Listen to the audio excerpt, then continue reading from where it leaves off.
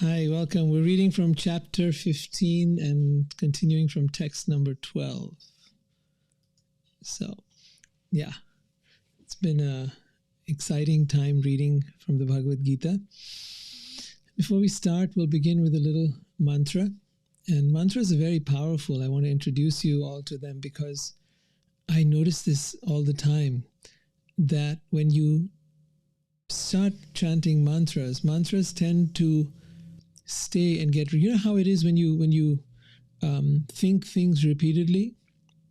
Well, your mind gets stuck on those thoughts and now it starts playing them back for you. When you chant mantras repeatedly, your mind starts playing them back for you. It has this effect of recording things and playing them back for you. But what if you could play back for yourself in the recorder of your mind some of the most auspicious, uplifting, transcendental sounds that the spiritual world has to offer. So we're going to do some of that and introduce you to the chanting of mantras, because mantras, man means mind and tra means to deliver or to free yourself from your mind. That is the objective. I find myself sometimes, it's night and I'm sort of waking up from sleep and there's a mantra going on in my head. And like, wow, this is how it was meant to be. And of course, it didn't happen overnight. It happened over a period of time. But gradually, as you become attached to chanting a mantra, you will find that it fills in all the blank spaces that your mind used to fill in with all its chatter. So consider a practice like this. So we'll do one that is called Om Namo Bhagavate Vasudevaya. Vasudev refers to Krishna and Bhagavate refers to Bhagavan. Bhagavan means the Supreme Being, and Krishna is often referred to as Bhagavan in the Bhagavad Gita. That's what the word Bhagavad Gita, the song of Bhagavan, the song of God, that's what it means. Om Namo Bhagavate Vasudevaya. Om Namo Bhagavate Vasudevaya. Om Namo Bhagavate Vasudevaya.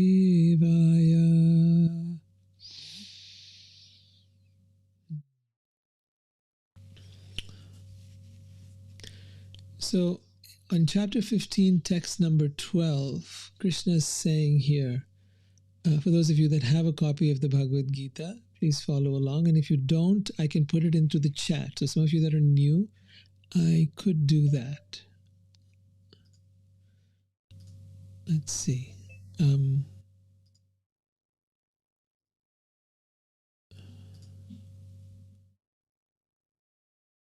It'll take a moment. I'll just get it in. I'll get it on here for you. It's a PDF, and you can download it. It'll be with you in just a moment. Chapter 15, text number 12. So here Krishna is saying, the splendor of the sun, which dissipates the darkness of this world, comes from me. And the splendor of the moon and the splendor of fire are also from me. So imagine knowing not only that which illuminates the sun and the moon and fire, but there's one thing further that illuminates your heart and mind. Imagine getting to know that being, that personality who has the power to illuminate the entire universe and at the same time to illuminate you in your world. It's very sad to me when I come across people who want to say, who profess that either there is no God or that if there is a God, then God must only be an energy. And in that way, they try to limit God to what God can be or cannot be. If God is infinite and unlimited, and that which is everything, the source of everything, then God can be anything God wants to be. So he says here, I am the splendor of the sun, which dissipates the darkness of this whole world. The same thing happens when you receive Krishna or God into your life. And I don't care really from which faith someone comes and whether they receive Allah or they receive Jesus or they receive God in any other form. It doesn't matter. It doesn't matter in what name, what name you call God. Shakespeare said it beautifully. He said, a rose by any other name would smell as sweet. So we are interested in the sweetness of the rose and not necessarily the designation that you give. The word Krishna comes from the all-attractive one, the most beautiful, the all-attractive, who attracts us, doesn't force us, doesn't impose upon us, does not say you have to worship me or else this or that or the other will happen, not at all. But he does attract us. And he attracts us by statements like this, where he says, the splendor of the sun which dissipates the darkness of this whole world comes from me. At the same time, his presence within us, as we chant his name, as we remember him, as we read about him, it illuminates the darkness within us, the darkness of ignorance, the darkness of this world that has filled us with so many desires and longings. And we find ourselves, as we begin to hear about God, we begin to feel this presence within our lives. And it begins to satisfy us in a way that nothing ever did. It illuminates the darkness within our hearts and mind. And that is the incredible part, that which is able to illuminate the sun can illuminate our mind. From the macrocosm to the microcosm, he's able to pierce the darkness in such a beautiful way.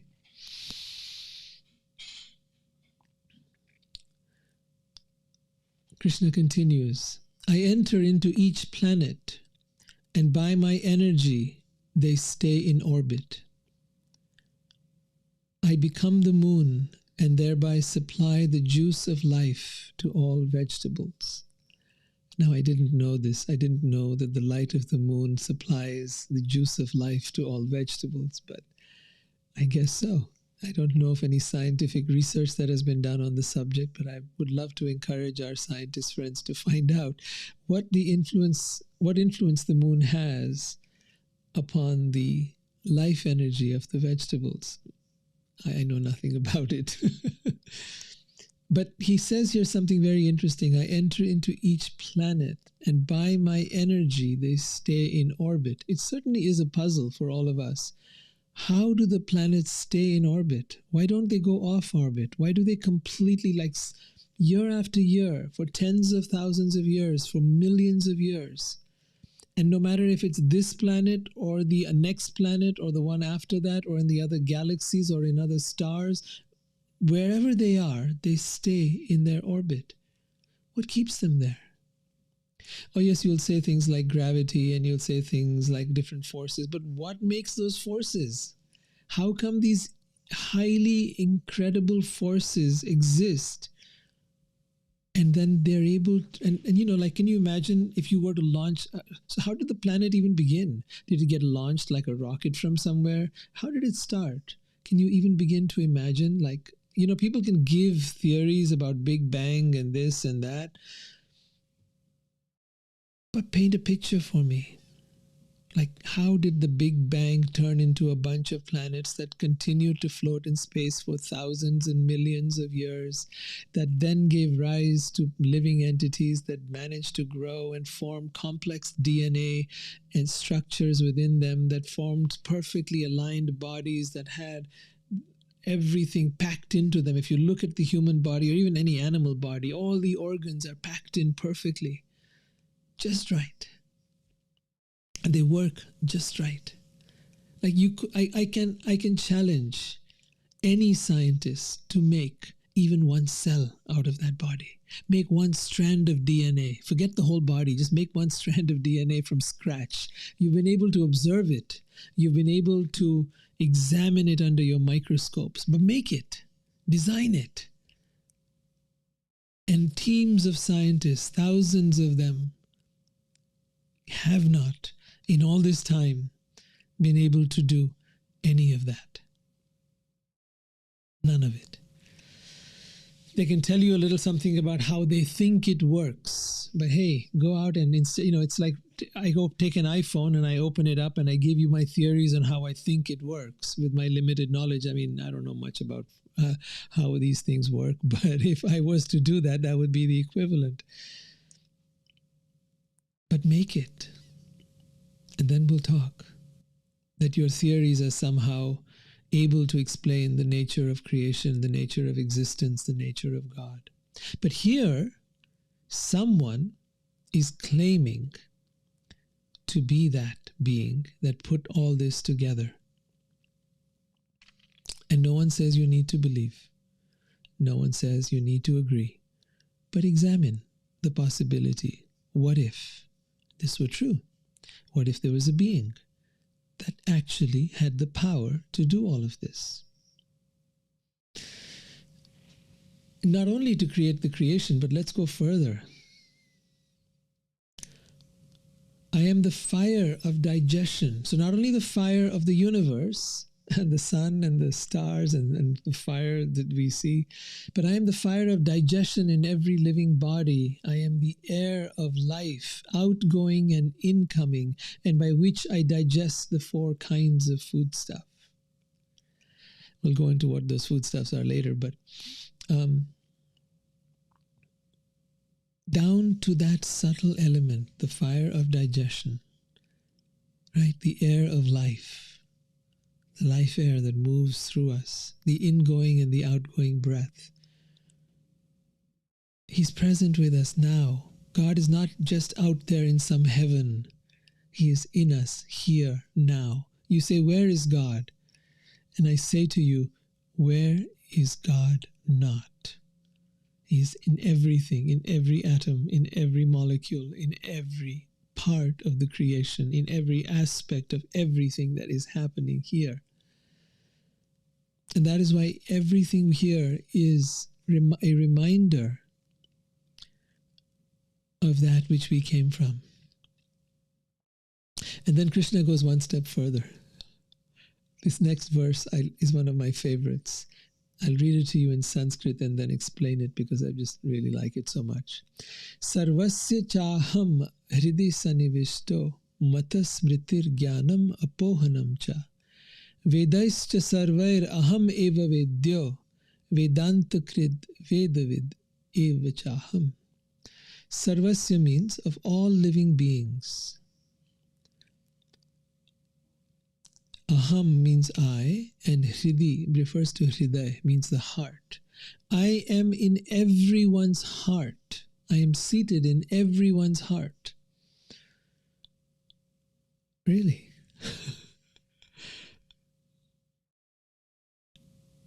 Imagine this. That which created the entire universe, that which created the stars, the moon, and everything else is seated right here in your heart. You've been looking all over the world for beautiful things. You've been looking everywhere for things that will satisfy you, fulfill you. But the very ultimate pinnacle of all achievement and all success was lying within you all along. Sarvasya chaham hridi sanivishto mata smritir jnanam apohanam cha. From me comes remembrance, knowledge, and forgetfulness. Meaning, if you wish to forget me, I will enable the process so that you may completely forget me and live in oblivion and complete delusion, having no knowledge of me. If you wish to remember me, right, then I shall help you remember me. And if you wish to know about me, then I will guide you to the places where you will find out about me. Every one of you that is here is here because you have a sincere seeking, a sincere desire to know. Else you would not be here. There are many places that will promise you many things. Oh, if you worship God, this will happen, that will happen, miracles will happen, your child will be healed, you will make a lot of money, or this or that or the other. Krishna offers you nothing. Nothing. Do not come here if you are interested in getting something other than the knowledge of who am I and who is God. If you want that pure knowledge, and from that knowledge, why knowledge? Not so that you may become a learned scholar, no, but so that you may fall in love with God. So that, because when you want to fall in love with someone, you got to know something about that person. So to get to know God and fall in love with God, that is the objective of this program that we have here every Tuesday and have been having for the last few years. So Mata smritir jnanam apohanam cha, to get to know God. If you wish to remember God, if you wish to know about God, then you're in the right place. Vedaischa sarvair aham eva vedyo. This is very, very important. There are many who are learned in the ancient Vedas of India. Then Krishna says, "You're of all the Vedas, I am to be known. By all the Vedas, I am to be known. And I am the compiler of the Vedas." Now, what is Veda? Ved means knowledge. Knowledge. All kinds of knowledge. The Vedas were written 5,000 years ago. Many historians will tell you different dates, different times. I am going by the spiritual teachers and gurus who all concur on this point. Historians might have their own story to tell and their own biases, which I'm not going to get into here. But much of history, unfortunately, was written by conquerors. Conquerors like the British who came to India, who did not want the glory of that culture to be known, and who therefore try to distort it as much as possible. But be that as it may, I will therefore not refer to their historians or people who base their historical evidence upon those systems of knowledge, but rather upon actual teachers of the Bhagavad Gita and of the Vedas who say that it was written 5,000 years ago or 3000 BC. Furthermore, the Vedas were a body of knowledge that covers literally thousands of books on all subjects, from Ayurveda, which you may have heard of, to Vedanta, to the Upanishads, to Mahabharata, Bhagavad Gita. There's just thousands of books. They were passed down from teachers to student for thousands of years before they were even written. They were in oral tradition. And they were chanted in mantra form, and as mantras they would be they were easy to remember. And in those days, people remembered. Then when Vyasadeva, a great rishi, a great saint, realized that a time was coming where people's memory would not be as sharp. Their lives, they would not live as long a life as people used to live in previous ages. He then decided it was time to write it all down. And so the Vedas were written 3000 BC for our benefit. And Krishna says here, I am the compiler of Vedanta. Vedanta Krid Vedavid. I am the knower of the Vedas and the compiler of the Vedas. And by all the Vedas, I am to be known.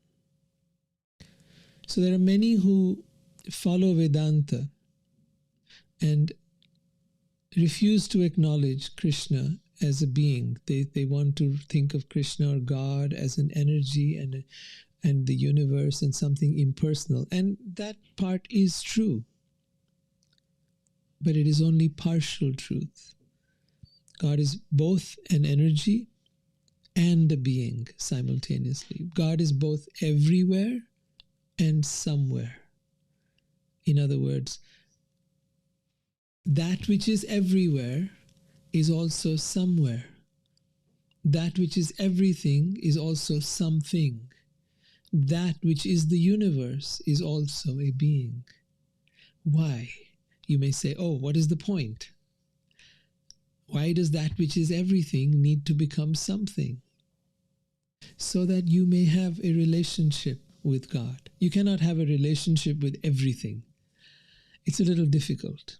If I asked you to fall in love with everyone, it's a good thought. And if you were someone like a Buddha or a Christ or perhaps the Dalai Lama, you might be in love with everyone. But most of us, we want to be in love with someone. We like to know this person who we are in love with, and we like to be able to choose this person. And so for those who wish to be in love with everything and everyone, Krishna is saying very clearly, I am everywhere. Whatever you see in this world is me. Fall in love with me wherever you go. Right? Whether it's the sun, the moon, the stars, the nature, the trees, it's all me. Fall in love with me there. But if you find that that is a little too vague for you, then I also exist as a being. Look at me and fall in love with me. Get to know my stories, get to know my pastimes, get to know the things I do, and discover how adorable and beautiful I am. This is not stated from a point of ego. He's not stating that anywhere. I'm reading into the lines here. Hey, if any of you have any questions, if you have studied Vedanta, if you have explored other aspects of spirituality, and if you have any questions, I'd be happy to answer them. You're welcome to type them in the chat if you feel shy to come on camera, but if you don't mind coming on camera, I would love to have you here and asking your questions live. That would be wonderful. Anyone? Hi, Maria. Sure.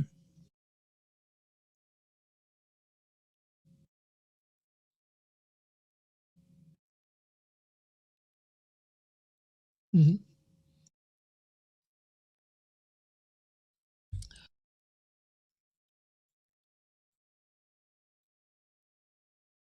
I have uploaded it into the chat, and it is there for you to download. If you're on a phone, it won't be available, but if you're on a computer, it will be available. I don't know about iPads. Yeah, I'm reading from the Bhagavad Gita as it is by Swami Prabhupada. Yes. Yeah. So if you're on a computer, it's available. If not, then just write to me directly. I'll send one to you later on. Or else you can get it from Amazon. Hi, Okay, good. Mm-hmm. Mariah, did you have a question?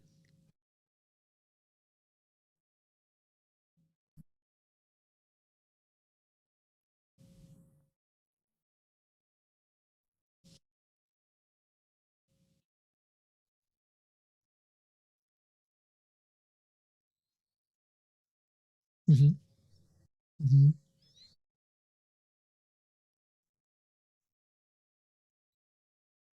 Mm-hmm. Mm-hmm.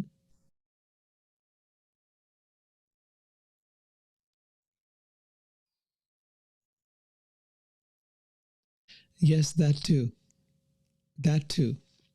But let's not take away from the fact, let's look at all the different angles of it. Okay? Everything you're doing is a search for God.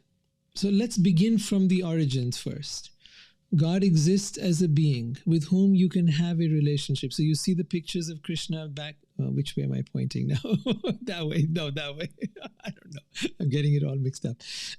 But behind me, you'll see a picture. That is a picture of Krishna talking to Arjun. So Krishna exists as a being. He has specific activities, specific attributes, specific lila, as it's called. Okay, and you can read about his stories in the Krishna books. They're all the stories of his pastimes, much of which will seem fantastic to you. And why shouldn't they be? Now, besides that, he exists as the light. in the universe, that is to say, beyond the physical universe, in the spiritual world, he exists as the light. He also exists in that same the form you see in that picture, in all pictures of Krishna, is a transcendental form, a form that is not non-physical. It is a spiritual form that he then lets you see with your material eyes.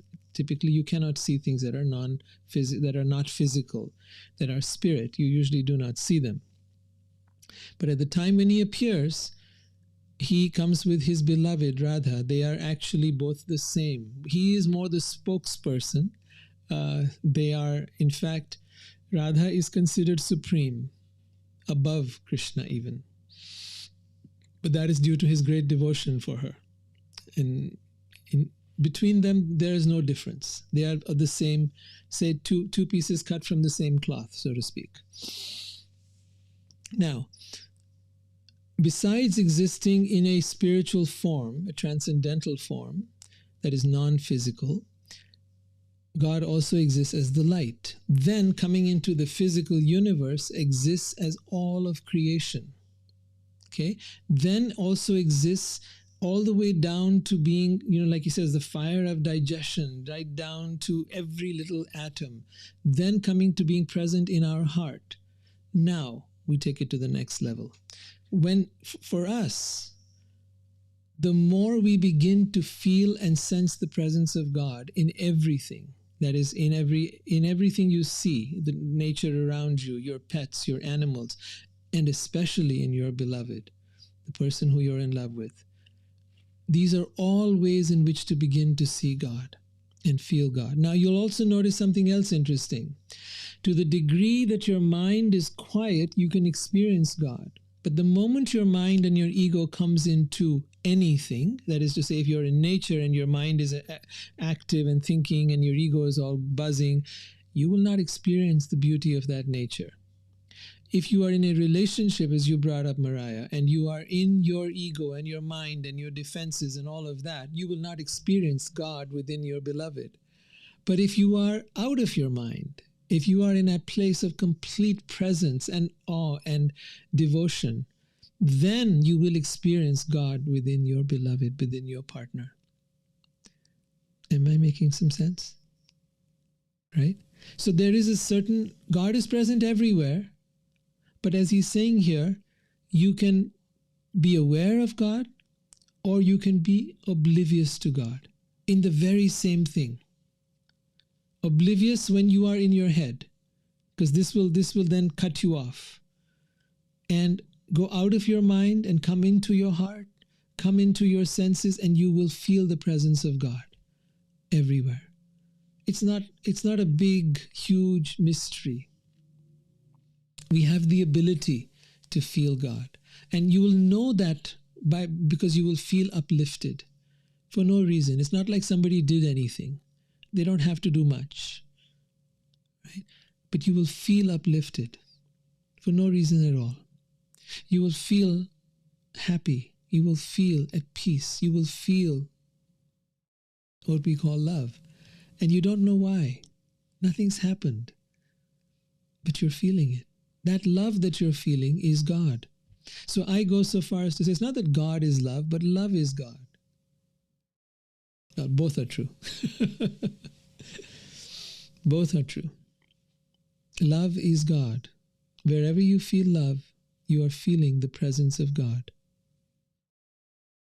Wherever you find happiness that has no cause, you are feeling the presence of God. Wherever you find, when it has a reason, when it has a cause, that's more the ego getting fulfilled. The ego gets what it wants, it feels good. But when you feel it for no reason, then you're feeling the presence of God.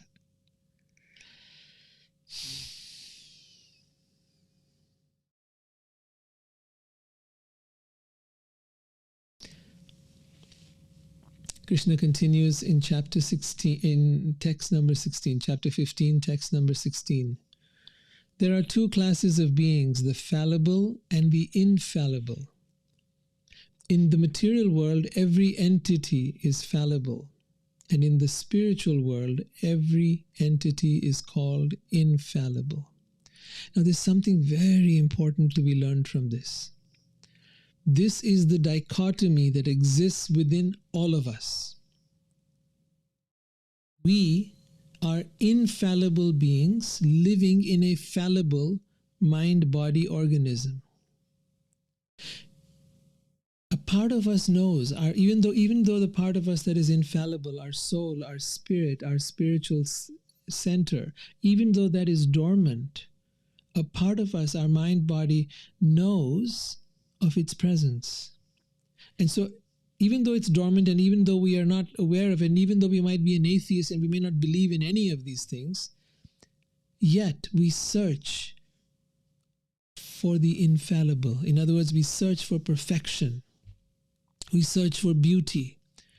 We search for something that is transcendental, whether that be in music, whether that be a Steve Jobs trying to design the perfect computer or stuff, or whether it be Beethoven, or whether that be any person who is an artist or creative or whatever. It is a search for the infallible.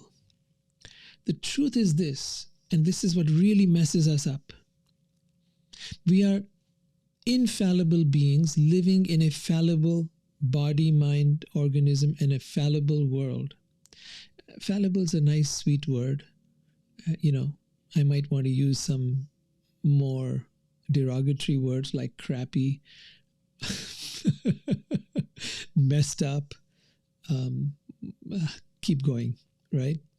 On this program, I won't use those kind of words, but messed up might be the closest. We are messed up beings living in a messed up world, wanting ourselves to be perfect, and wanting the world to be perfect, and wanting our partners to be perfect, and our kids to be perfect. And none of them are, so we're constantly being disappointed, and constantly being hurt, and constantly feeling let down, wondering what the heck is going on. And then we get depressed, and then we get anxious, and then we feel life is not worth living, and I'm not good enough, and all of this nonsense. Well, let's get it straight once and for all.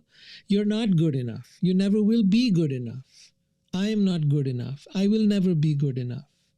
I will never be worthy. I will never be perfect. I will never be any of that, except that I am. Meaning my human part will never be perfect, will never be worthy, will never be good enough, will never be any of those things. And this is the truth. It will always be fallible. It will be messed up. But my soul will be. It has always been.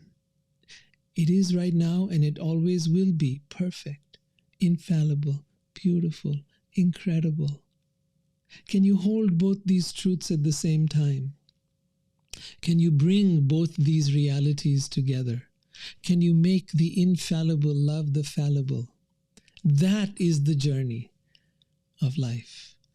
To bring our spirit, to awaken our spirit, our soul, and to bring it into loving ourselves, the fallible part of us. You see, the reason we are fallible, the reason we are messed up in our mind and in our body, we are not perfect. I mean, think about it. We start off knowing nothing. We then learn a whole bunch of stuff only to get old and start forgetting and losing the faculties of our mind. We start off looking young and beautiful, and then we start getting older, and then the wrinkles come in and all that stuff happens, and our hair goes white, and we no longer have the same fitness that we used to have. Maybe we could, but it becomes harder and harder. And through all of that, you wonder, why? At least I do. I don't know about you. The why is very clear to me now. It wasn't for a long time.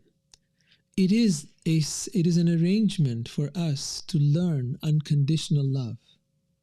An arrangement in which we will begin the process of waking up, first choosing to wake up, choosing to reclaim our spiritual identity, and then engaging that spiritual identity in loving our fallible human self. This is true self-love. not what people call self-love, by pampering themselves or going for massages or doing shopping. That is not self-love. That's baby stuff. that's more like indulgence. It's more like if you did that with a kid, raised a kid like that, you'd raise a brat.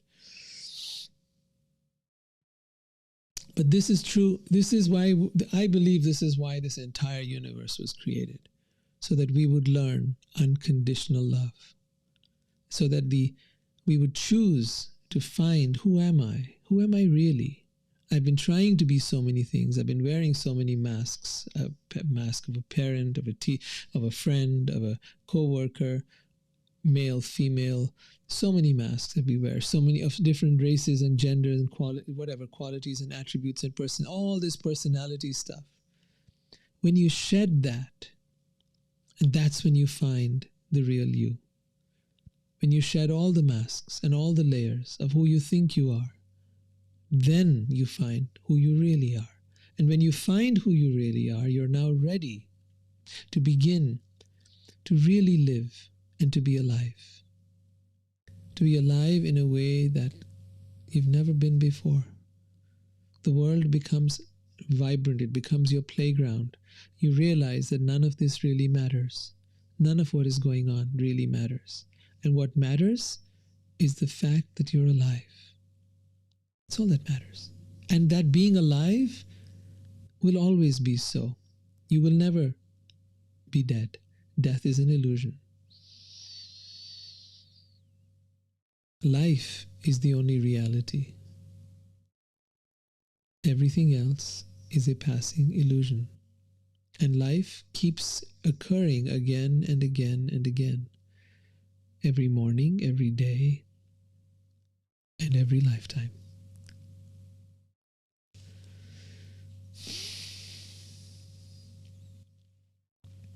I'll take a pause again. If there's any questions, if there's anything you'd like to ask, you can raise your hand.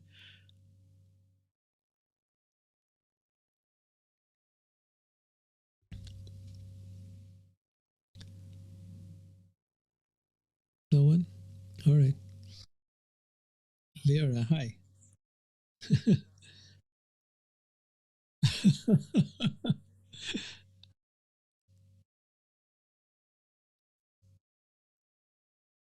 Absolutely, yes.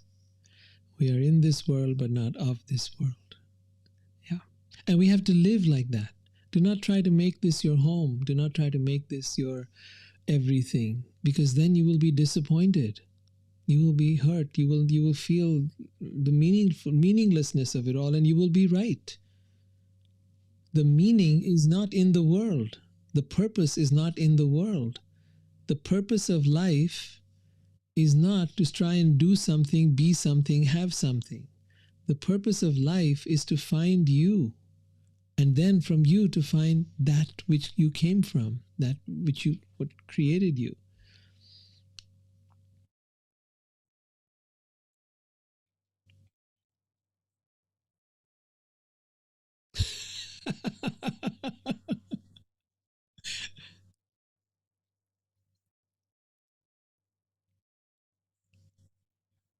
Yes.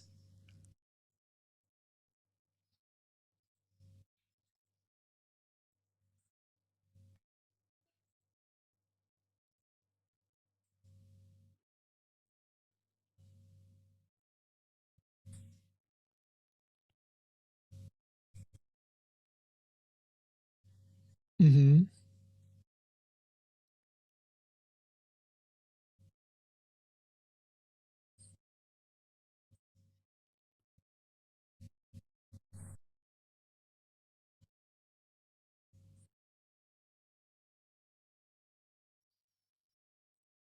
Yeah.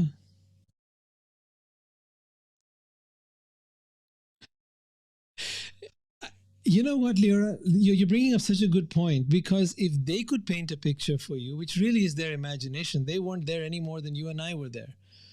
If they could go out and paint a picture based on absolute speculation, they really don't have any evidence. They cannot reproduce what they are saying. They cannot demonstrate what they are saying, yet they keep saying it. So it's a story. If they can say it, why can't you? Why don't you make up your own story?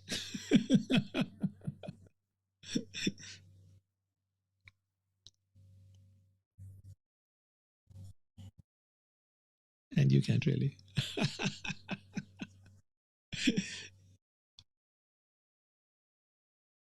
Oh, thank you. That's beautiful.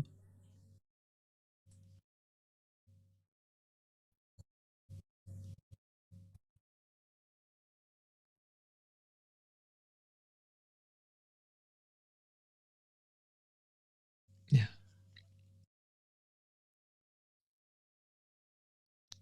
right. Right. We absolutely right. We don't even know who is the observer of the reality, and you're trying to understand the world. Yeah, we do not know. We are trying to go to all these other worlds, to Mars, to this place, to that place, but we don't even know who we are. We haven't gone into this world, the world within us. There is an entire universe within us. And yes, we've gone and looked at the cells and we've gone and looked at all that, but we haven't got to the place that really matters. That how is this all held together? What keeps that heart pumping? What keeps those lungs moving? Why do they keep going? We have no answer, right? And why do they suddenly stop? Right? And then once they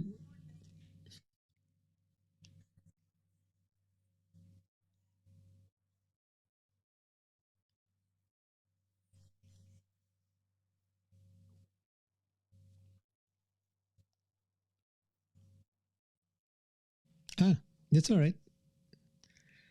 I went into space.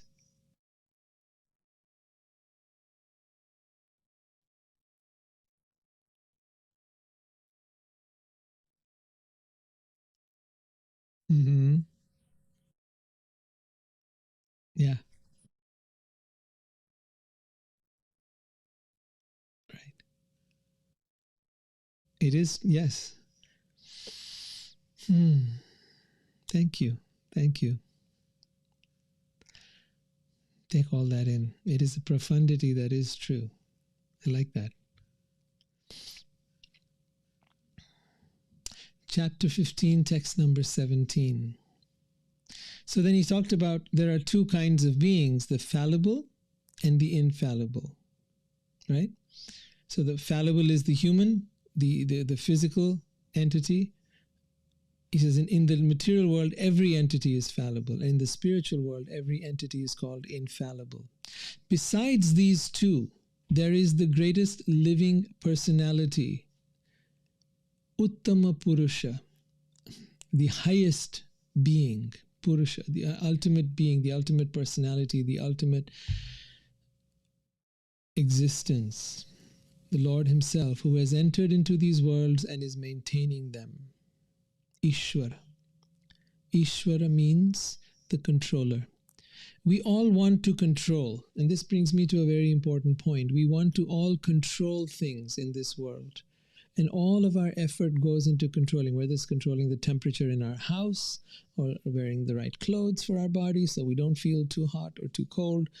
We're trying to control everything around us. By nature, we try to control things. Then we get into relationships. We try to control the other person. We have our kids. We try to control them. We want to control. But in fact, what you realize is you have no control. You have a little control, a little tiny control over a few little things. But by and large, all the things you tried to control cannot be controlled. Neither the person you love, your lover, your beloved, your partner, they cannot be controlled. Your kids, they cannot be controlled. Your pets, they cannot be controlled. You can get some measure of control, but not really. They will find ways to do what they want to do and do what they need to do. And they will not. Mhm.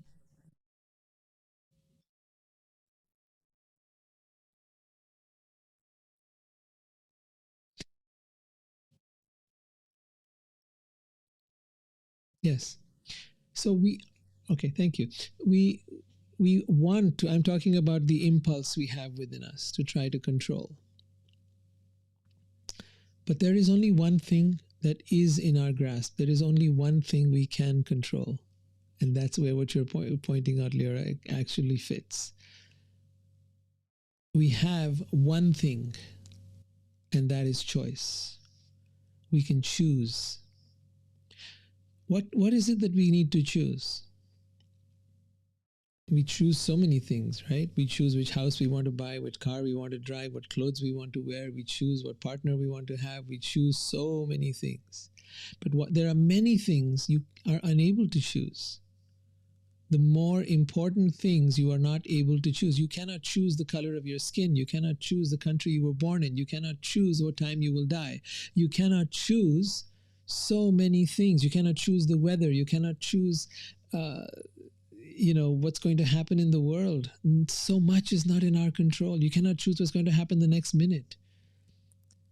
But you can choose,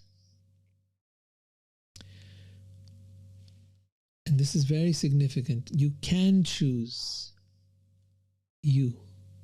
And you can choose to accept or reject God. That is your ultimate choice. And that choice will determine everything. Will you be living in the world of illusion, or will you transcend the world of illusion? This world is like a hologram, like this metaverse that they're trying to create. They want to create another illusion on top of the illusion that we're already living in. So, choosing yourself, the real self, choosing God, is not about some esoteric search. It is about coming out of the matrix, if you want to use that analogy. It is about choosing to come out of the virtual worlds, or the metaverses they're starting to call it now. It is about choosing to come out of the illusion and into the reality. When you come into the reality, something very interesting happens. My niece put it in 2 words: nothing matters. What it means is, neither life nor death matter. Krishna says in the beginning of the Bhagavad Gita, he says, you are mourning for what is not worthy of grief. The wise lament neither for the living nor the dead. That's such a shocking statement. He starts the Bhagavad Gita with that. And what he's saying here is this, that once you transcend the mind is what looks at things as good and bad, right? As right and wrong. But once you transcend the mind, you go beyond the mind. You go to that place that some call the observer, that some call the self. Once you come into that place, then good is not better than evil. Right is not better than wrong. It doesn't matter. None of it matters. Whether you have something or you don't have anything, whether you have a partner or you don't, you have a house or you don't, it does not matter. That is the place you come to.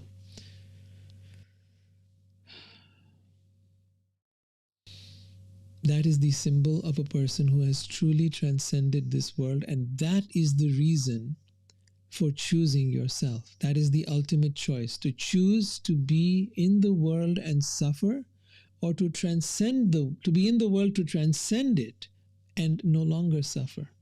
Even though stuff is happening, even though all kinds of things are happening, even though chaos and havoc are happening all around you, life and death and chaos and everything is happening, still you are not affected by it. That is the point. That is the choice. And that is the benefit and the cost. What do you call that? The cost an analysis or whatever. There's a word like that. Yeah, there you go. That's the opportunity cost.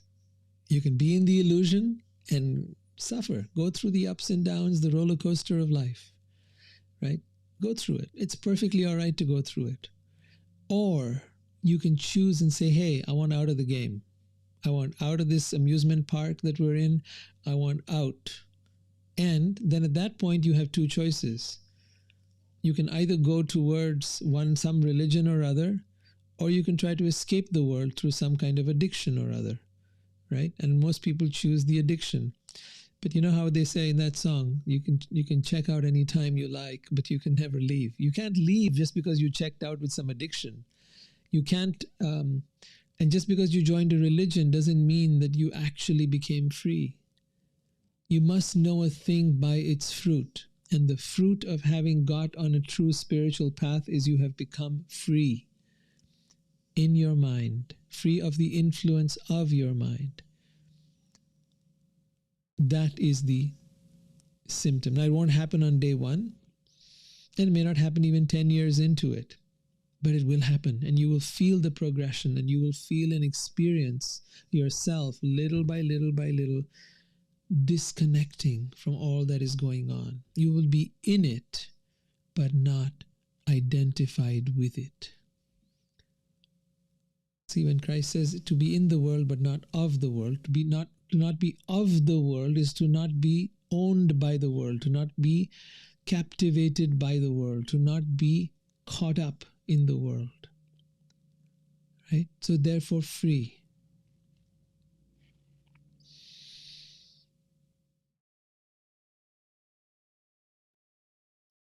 Krishna continues, because I am transcendental, beyond both the fallible and the infallible, and because I am the greatest, I am celebrated both in the world and in the Vedas as the supreme person.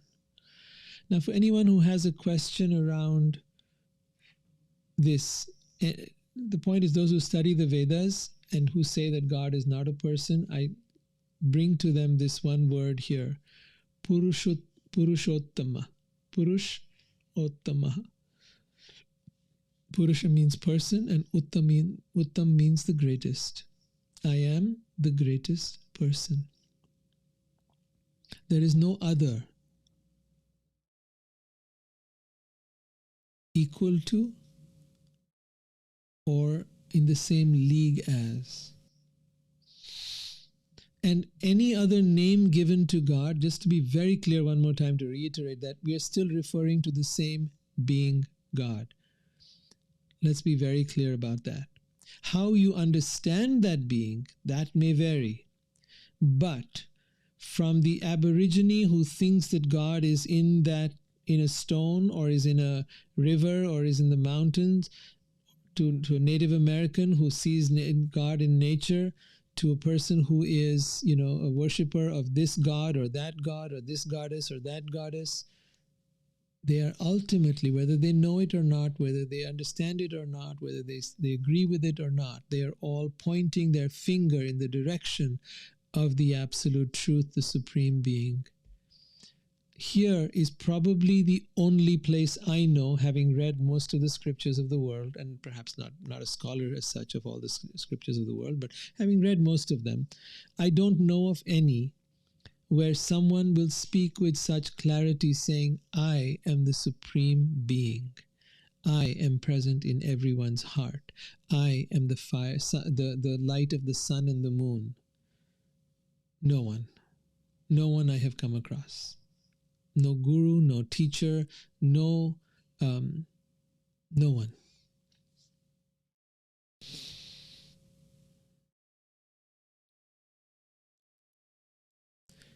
Then Krishna continues, whoever knows me as the Supreme Personality of Godhead without doubting is to be understood as the knower of everything.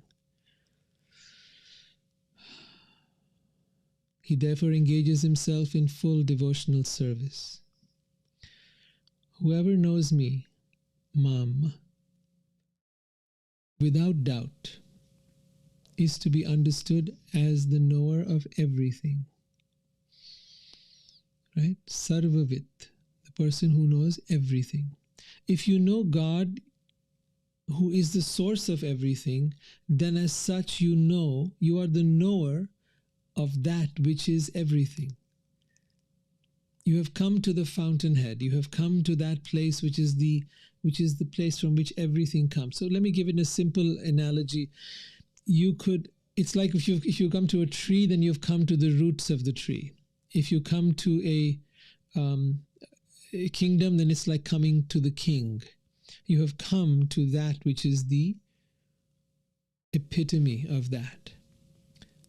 Right? So you could go to a king and you could say, oh, I want from you, let's say a few gold coins. Or you could go to the king and, no, I want to be your friend. Most people are like the person who goes to the king and says, I want a few gold coins. Hey, can you give me a few bucks? But rare are the few who will go to the king and say, I'd like to be your friend. I think we would make good friends. I want to know you just for yourself. I don't want anything from you. And those are the kind of people that come to Krishna.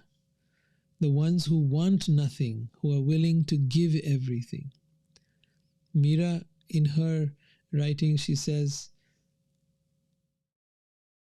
I finally purchased God. I finally bought him, and the deal was sweet. I gave him all of myself, and he gave me all of himself. The deal was so sweet. It was. I got such a bargain. It was, like being on sale. Like when you go to sale and there's a great sale going on and you get this great deal. He says, yeah, I gave him all of myself, and he gave me all of himself. And that is the power of devotion. That is the power of surrender. Devotional service that he refers to here is where we begin to engage in not just talking about God, not just listening about God, but also beginning to serve. How can I serve? Right? For me, what I do here, this is service. This is serving. This is devotional service. When you listen, that is the beginning of your devotional service. But over time, look at how you can practically serve. Look at how you can practically try to be of service and it starts with the people around you. It starts with the animals around you. It starts with the people. It starts with whoever you come across. It starts off with life itself. It starts off by serving this body. So nothing is, it's not like, but do it with devotion. Do it with devotion. Do whatever you do with love and devotion. And you will find, and in everything you do, find God, that I am serving you, O God, through serving this body, through serving this animal, through serving this other human being. I am serving you. And everywhere I find you, and everywhere there is you and only you. And now coming to the last verse of this chapter, Krishna says, this is the most confidential part of the Vedic scriptures. O sinless one, and it is disclosed now by me. Whoever understands this will become wise, and his endeavors will know perfection. So just understanding this, you will be known as someone who is wise, and your endeavors will know perfection. That is his promise. That is his promise. Buddhiman. You will be known as someone who is intelligent and perfect. Krita Krityaha, the most perfect. So what are your thoughts? I'd love to hear. Next week we're going to go into some intense stuff, the divine and the demonic natures, and I have a lot to tell you about that. But yeah. What are your thoughts so far? What did you learn? What are you taking away today? Thank you. Thank you as well, Lyra.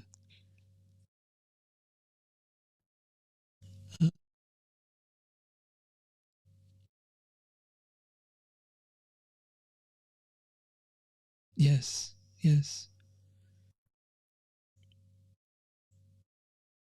Mm, yeah. There's a knowing inside us. And when he says that I am seated in everyone's heart, from me alone comes knowledge, remembrance, and forgetfulness, which means that you have chosen in this moment to know. And so he is showing you and illuminating your heart and showing you exactly, yes, you already know these things. It is not new at all. And it is common sense, and it can be understood with common sense. It does not need to be believed.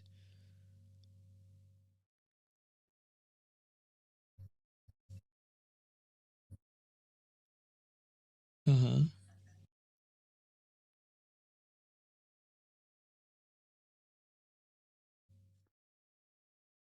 Yes. Yes.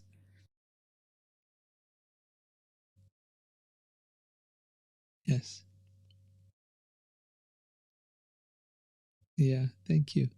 It truly is, because then you realize you're never separate from God. You don't have to wait to die to go to heaven to meet with God. God is here meeting with you in every moment, right? So that's the difference. Yes. Now imagine if we related to each other from there. Imagine if we honored and respected each other from there. Imagine if we loved each other from there. And we did that with every creature, not just with each other, but with every creature in this planet, with every plant, with every animal, with every human, with the earth itself. We would honor the earth itself, not treat it like it was our dumping ground, and not treat the animals like they were just food for us to eat, and not treat every human as they were there for us to exploit, but rather that they were all manifestations of God, to be honored, to be respected, to be valued by us. That is the symptom of spiritual evolution, is that a person who has truly evolved has that respect for all beings, no matter what their views. So you will not, like if I'm here, I will not be here judging other people and their views and their path. No. Everyone is exactly where they need to be and needs to be respected for their path. There is no putting anyone down for any particular. Yes, we may look at the ideologies and we may discuss the different ideologies and then say, hey, the choice is entirely yours. I am not here to tell you that this is the right way and that is a wrong way. Every way, whichever way you choose, is the right way for you in this moment. And yet, there are truths above all of that, and you can choose to accept them or not accept them. It's entirely up to you. All right, anyone else? I only have a couple more minutes. I want to make sure that all questions are answered. But thank you for being here, Maria. It's been an honor to have you here. Craig, Neha, Swati. Any comments? Anything, any takeaway? Anything you'd like to share? All right. Well, I'll accept that everyone's quiet. We'll end for today. Thank you all for being here. And thank you for giving me the opportunity to serve in this way. Thank you so much. And lots of love to all of you. You're welcome. Take care. Have a wonderful night. We're going to have another meetup coming up in a few minutes, so I will be continuing to stay on. And if you like to stay, that's for the Loving Soulfully. It's an informal chat. It is not live streamed. So it's more about relationships and stuff. So if you wish to stay, you're most welcome. All right. Take care. Good evening. Bye.